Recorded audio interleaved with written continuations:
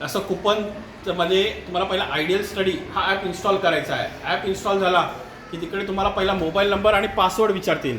पण तुम्ही first time use करताय ना, त्यामुळे त्याच्या खाली न्यू युजर म्हणून आहे, त्याच्यावर क्लिक करायचं. न्यू युजरवर क्लिक केलं की कुपन कोड विचारला जाईल. त्या कुपनच्या बॅक साईडला कुपन कोड आहे. त्याच्यामध्ये पहिला 2 अल्फाबेट्स आहेत, परत 2 नंबर आहेत, परत 2 अल्फाबेट्स आहेत, परत 2 नंबर आहेत. मी अल्फाबेट्स आणि नंबर तुम्हाला का सांगतो माहिती आहे का? तुम्ही 0मध्ये, ओमध्ये, 1मध्ये, आयमध्ये कन्फ्यूज होता. म्हणून पहिला 2 अल्फाबेट्स आहेत, परत 2 नंबर आहेत, परत 2 अल्फाबेट्स आहेत, परत 2 नंबर आहेत. ते टाकलं की एक फॉर्म ओपन होईल. फॉर्ममध्ये तुम्हाला तुमचं नाव टाकायचं आहे, तुमचं आडनाव टाकायचं, तुमचं मीडियम सिलेक्ट करायचं. त्याच्या खाली एखादा मोबाईल नंबर टाकायचा. तो मोबाईल नंबर बंद असेल तरी चालेल, पण लक्षात राहील असा मोबाईल नंबर टाकायचा. आणि त्याच्या खाली लक्षात राहील असा पासवर्ड टाकायचा आणि रजिस्टर करायचं की तुमचा ॲप सुरू होईल.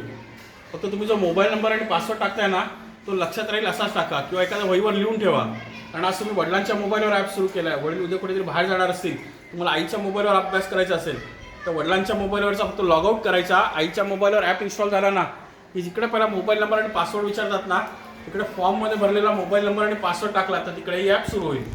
हा ॲप तुम्ही कॉम्प्युटरवर, लॅपटॉपवर, टॅबवर किंवा कुठल्याही मोबाईलवर वापरू शकता.